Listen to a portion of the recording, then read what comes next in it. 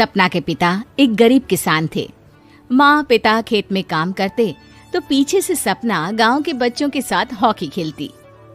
एक दिन शाम को, सारा दिन खेलती रहती है, ये नहीं कि छोटे भाई को संभाले। माँ पता है, मैंने आज हॉकी में पास के गांव के लड़कों की टीम को हरा दिया। अरे वाह वाह मेरी बेटी, शाबाश। ये ले के रुपया, जा जाकर टॉफी खा ले।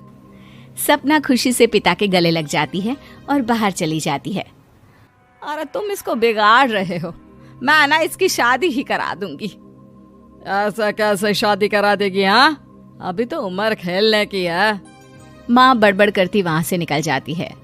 लेकिन शाम को उन लोगों के घर कुछ लोग आते हैं। अरे राम सुखिया, जरा ये तो बतलाओ, सपना के बारे में क्या सोचा है? अरे क्या सोचना है मास्टर जी, पढ़ रही है, जितना पढ़ सकती है पढ़े, फिर शादी करवा देंगे, कोई अच्छा सा गांव का ही लड़का देख लेंगे। अरे तुम तो उसके पिता हो, तुमको कुछ नहीं पता? माँ घबरा जाती है। अरे का मास्टर जी, का पता नहीं, का हो गया? हम तो इनसे पहले ही बोल रहे थे कि लड़की की जात है, संभाल लो। अरे भाभी जी, आप भी ना कभी अच्छा भी सोच लिया करो। अरे सपना क्या खेलती है हॉकी, बड़े से बड़े आदमी भी नहीं जीत पाते हैं उससे।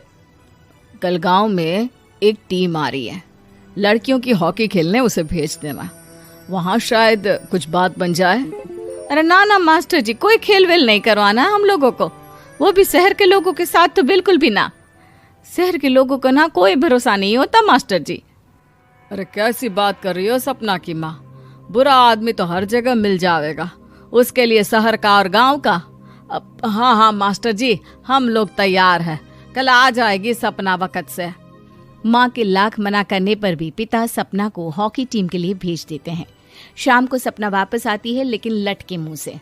और क्या हो गया, मार खाई हो का? कौन मारेगा हमें? कोई मार वार खाकर नहीं आए। अरे फिर शकल पर 12 क्यों बजे हैं, बताओगी? देखो माँ, आप समझोगी नहीं, बताकर फायदा क्या है? अरे बिटिया रानी, हम तो समझेंगे ना, हमें ही बता दे।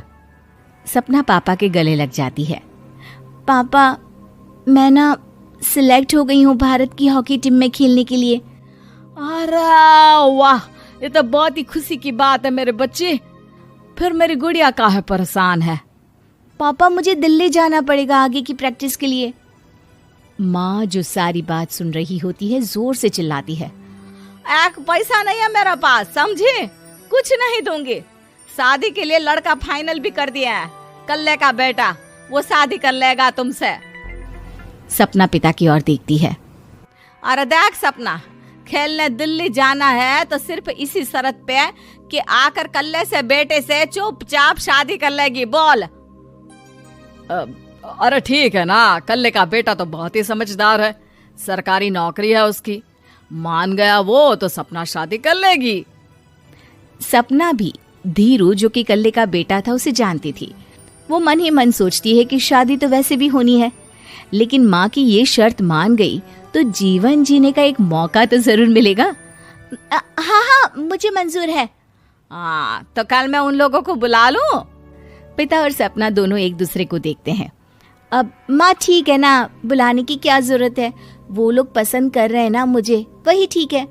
बस आप तो मेरा दिल्ली का बैग पैक कर दो। सपना दिल्ली जाती है, दिल्ली टीम के लिए खेलने के लिए। सपना खूब अच्छा खेलती है और गोल्ड मेडल जीत कर आती है। जब वो गांव आती है तो उसका जोरदार स्वागत होता है। हर कोई सपना सपना चिल्ला रहा होता है। और सपना के पापा, तुम्हारी बेटी ने तो गांव का नाम रोशन कर दिया है। गांव की तरफ से तुम लोगों को गांव में पक्का मकान और सपना को परिषद में पक्की नौकरी देने के लिए हम तैयार हैं।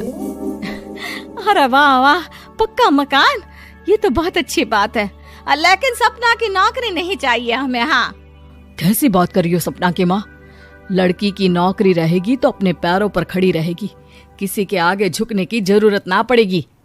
अरे चुप रहो, हम तो नौकरी ना करते हैं, पर मजाल है कि किसी के आगे झुके हो। ना, हमारी बेटी नौकरी नहीं करेगी। पिता लाख समझाते हैं, लेकिन माँ नहीं मानती। और फिर वो दिन भी आ जाता है जब सपना को अपने कहे अनुसार लड़के से शादी भी करनी पड़ती है। ससुराल में। ए बहू, तू रोज रोज सुबह कहाँ जाती है? घर का सारा काम निपटा कर कहाँ भागती है? माँ का घर तो पास ही है, वहीं निकल जाती है क्या? नहीं माँ जी, मैं हॉकी खेलने जाती हूँ, मुझे खेलना पसंद है। खेलना पसंद है? अरे कैसी बात कर रही है बहू, शादी के बाद तो कोई लड़की खेलती फैलती नहीं है, वो घर का काम काज देखती है। सपना कुछ नहीं कहती। वो एक रोज कमरे में अपनी अलमारी ठीक कर रही होती है कि तब सुनो, वो जो लटक रहा है ना, क्या बोलते हैं उसे? मेडल। सपना पति की बात सुनकर खुश हो जाती है, उनके पास जाती है। मैं सोच ही रही थी कि तुमने कभी पूछा क्यों नहीं। ये मेडल है, मैंने जीता है, पता है, हॉकी में। बड़ा मैदान, बहुत से लोग, 2 टीम और फिर शुरू होता है जुनून। पता है, लगता है जैसे बस जिंदगी यही है, खेलते रहो, भागते रहो, दौड़ते रहो और लक्ष्य को पालो। सुनो ना, मैं ना भारतीय टीम के लिए खेलना चाहती हूँ। माँ, यहाँ तो आ जरा। सपना हैरान हो जाती है कि ये क्या हो गया, पति अचानक से माँ को क्यों बुला रहा है। हाँ बेटा, क्या हो गया? काहे गला फाड़ रहे हो?